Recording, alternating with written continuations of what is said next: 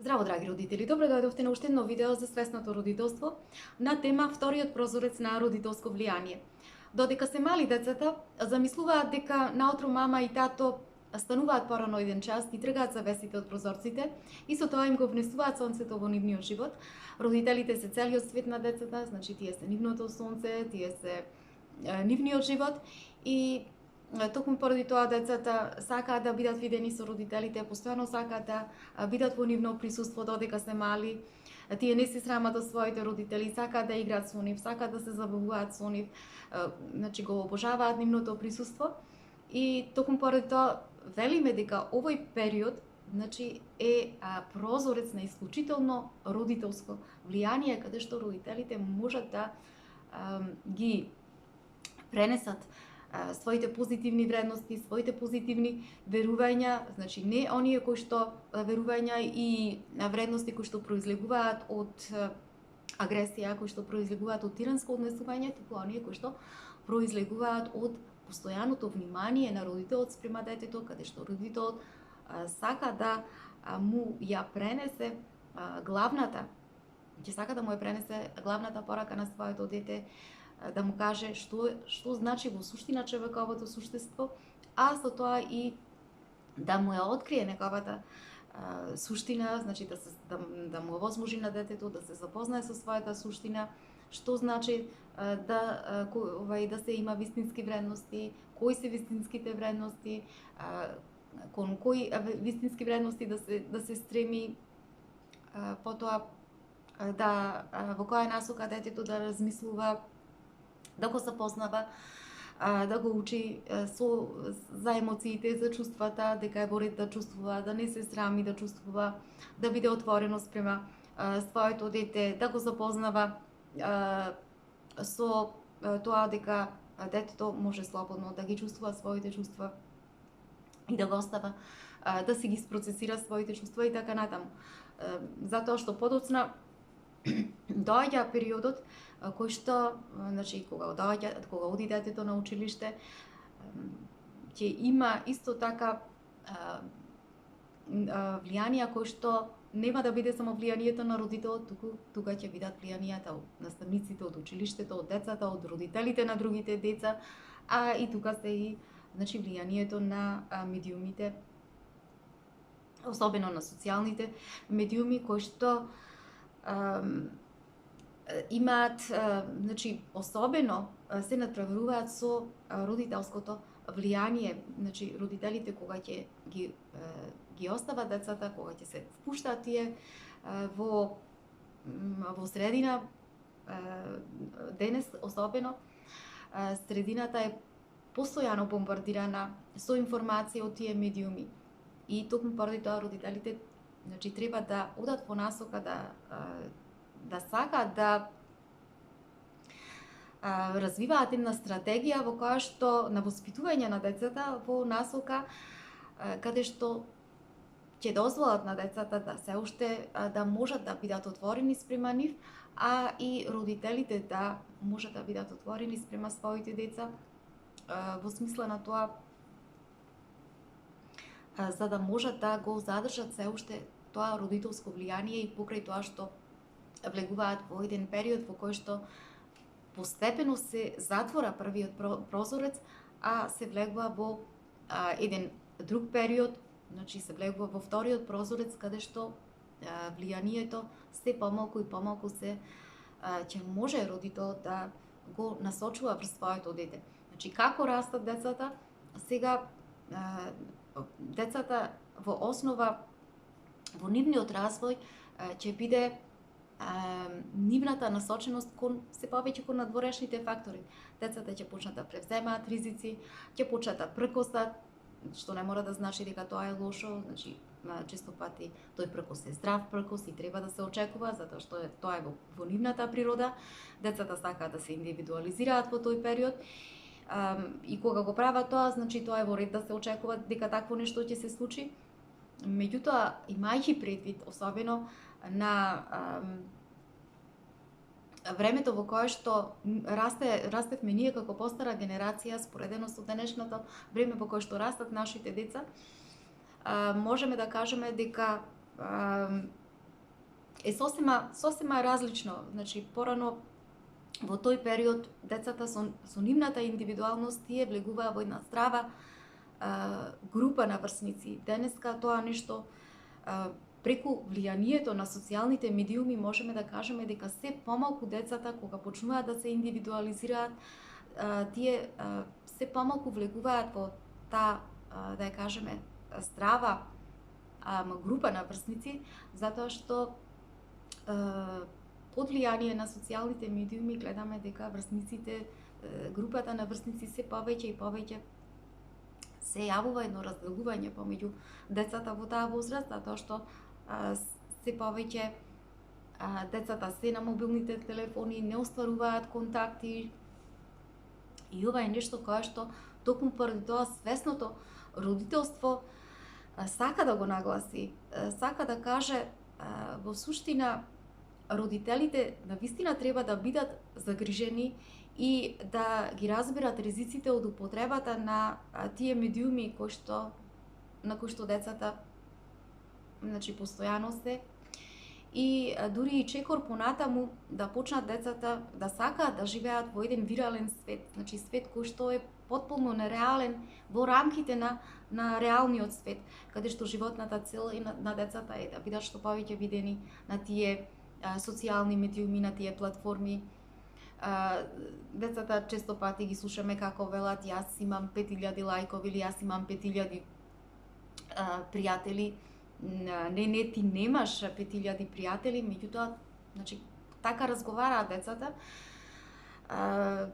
Ние ги слушаме дека така разговараат, но што пострашно е што децата веруваат во таквите работи, и токму поради тоа родителите треба да влегуваат во едно поголемо освестување за страшните ризици кои што кои што се случуваат од оваа илузија, во кој што влегуваат се повеќе и повеќе децата како резултат на користењето на тие социјални медиуми. И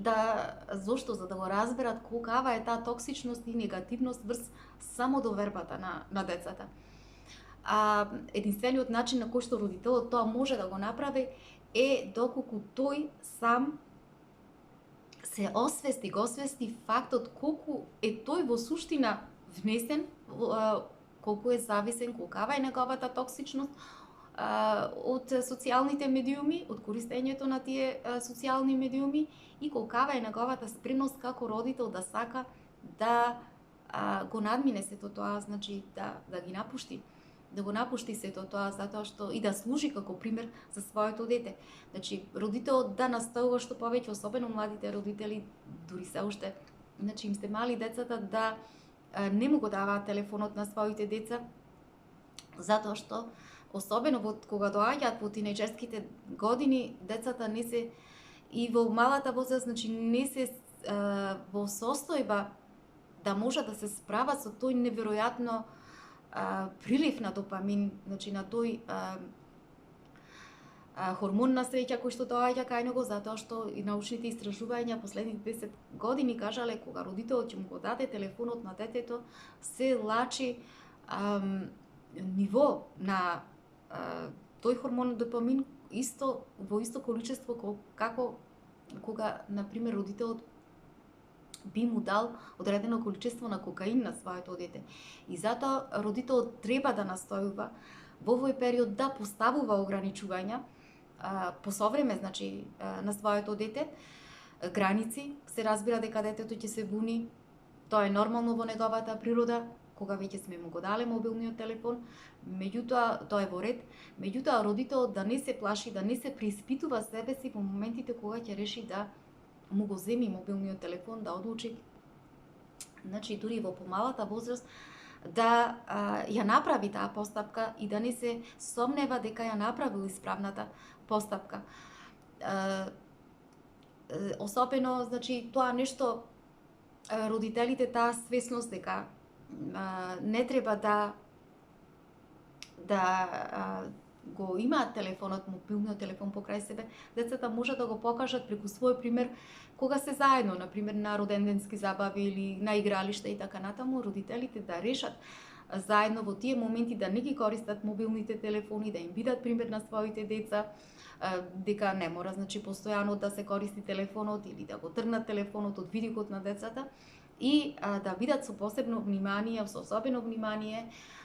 во она што го прават децата, во играта, во забавата, дури да учествуваат родителите кога ќе видат дека спаѓа вниманието на нивното дете и да покаже родителот исто така дека тој е сигурносното место каде што кога детето е вознемирено, значи родителската преградка е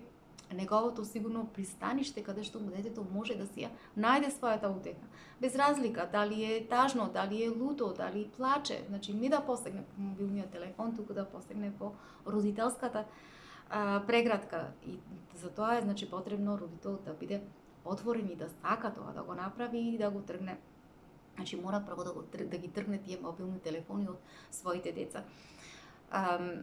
Значи кога се чувствува детето и кога се чувствува на пример неразбрано, кога значи нешто не му е јасно или кога му паѓа самодовербата на детето, значи родителот да биде тој кој што ќе му го чува грбот на своето дете. Значи во оваа фаза на растење на детето, значи велиме во втората фаза, во вториот прозорец, каде што е намалено влијанието на родителот врз детето, значи повторно родителот може да биде највлијателната личност кај своето дете, меѓутоа кога ќе се реши сето тоа влијание да го направи сега преку лидерство во смисла на мотивација, во смисла на бодрење, во смисла на слушање, во смисла на разбирање, во смисла на создавање на пријателски врски со детето. И ова е нешто кое што навистина треба родителот да го разбере дека треба да се случи во оваа фаза на раст на детето. Значи, родителот да знае дека влегува во една деликатна игра на отпуштање на својата контрола врз детето и повторно, значи, кога е потребно тој да ја насочи својата контрола кон своето дете, значи кога е потребно да поставува граници, а кога е потребно, значи да ја отпушти својата контрола. Затоа што на тој начин родителот ќе го припрема своето дете за животните искуства, значи да му дозволи на детето да доживее одредени неуспеси. На тој начин го спрема детето, му кажува на детето дека животот секогаш не се состои од успеси, туку значи да знае и да се соочи со животните победи, но и да биде спремен и на животни падови. Меѓутоа, сепак родителот да сваќа дека тој повторно во оваа фаза е лидерот, меѓутоа во улога на лидер кој што ќе му го чува грбот на своето дете. Сега веќе родителот влегува во план Б, меѓутоа овој план Б да знае дека е уште позначаен за своето дете. Зошто? Затоа што кога ние му сме потребни на децата, кога тие ќе дојдат или кога ќе увидиме дека ние треба да им пристапиме на нашите деца, тоа да го направиме со доза која што значи комуникација на децата, без осуда, без да бидеме критични, без да сакаме да му држиме предавање, без да сакаме да му држиме совети и така натаму. Авторката Шефали за свесното родителство кога зборува, има дадено пример во овој контекст,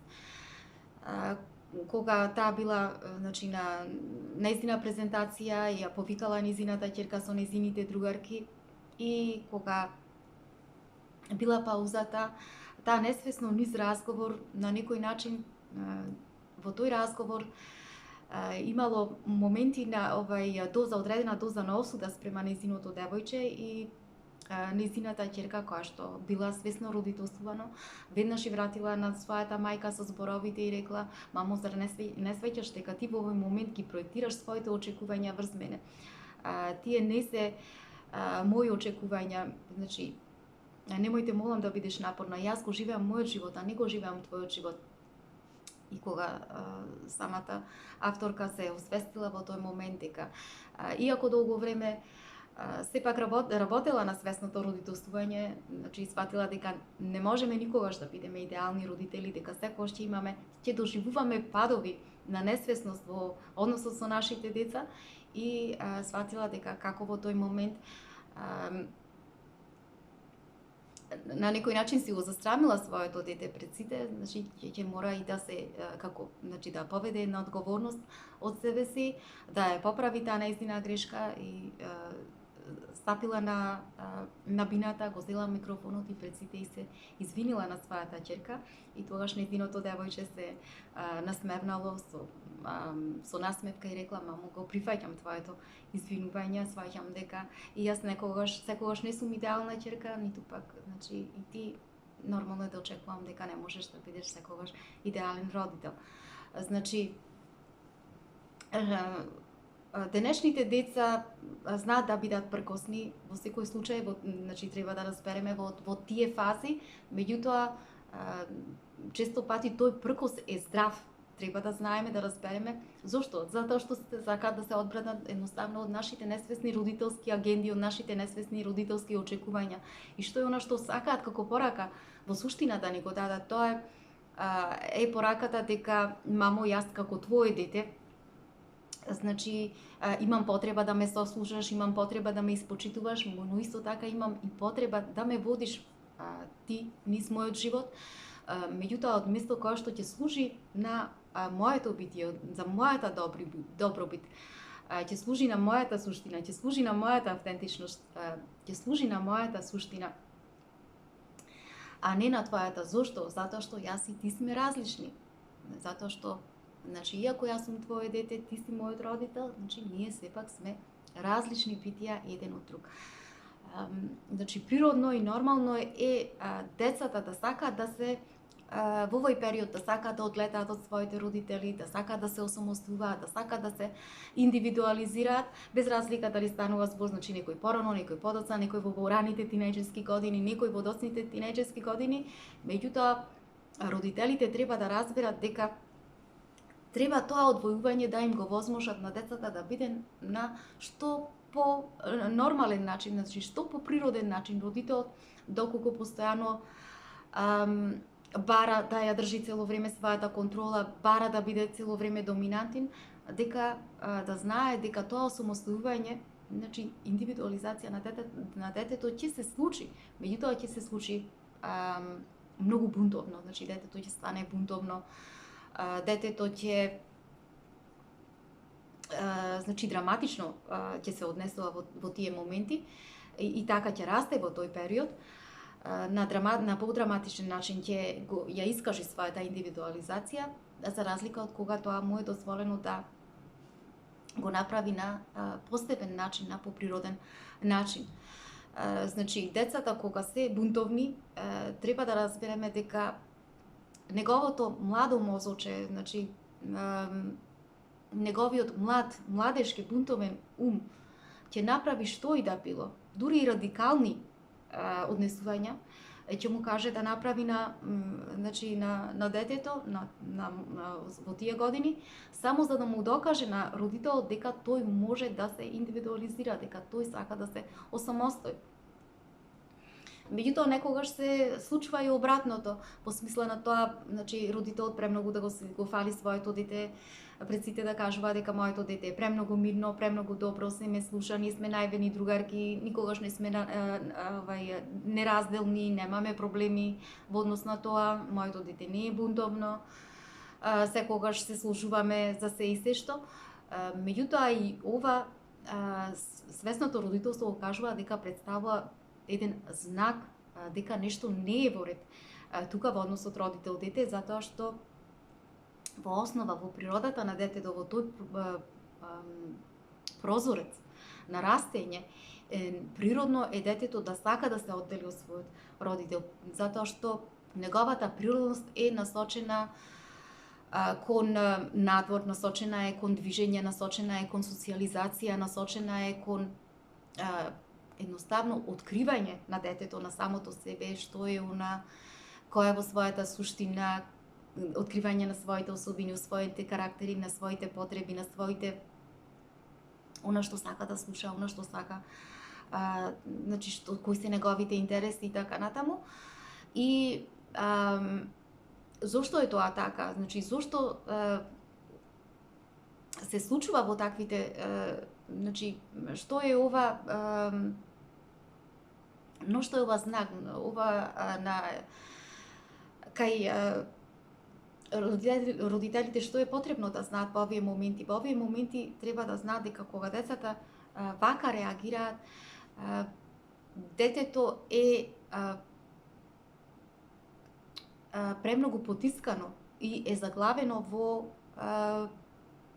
од родителската блискост. Значи родителот ја меша родителската блискост и со родителското потиснување. Значи зошто се случува тоа? Тоа се случува заради токсичните родителски желби и потреби да се чувствува родителот се уште баран и сакан од своето дете. Значи својата родителска вредност родителот ја изразува и својот идентитет го изразува на тој начин, на еден многу токсичен и погрешен начин. И значи родителската потреба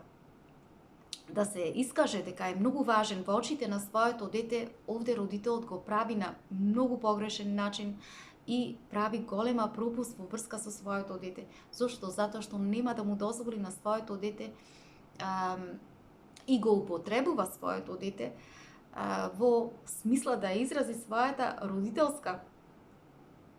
вредност, идентитет, попречувајќи го детето да може да си го најде својот вистински пат на раст и развој понатаму. И затоа е ова нешто кое што токму во оваа фаза, во прозорецот на второто родителско влијание, родителите треба да го освестат. Зошто? За да може да се избегне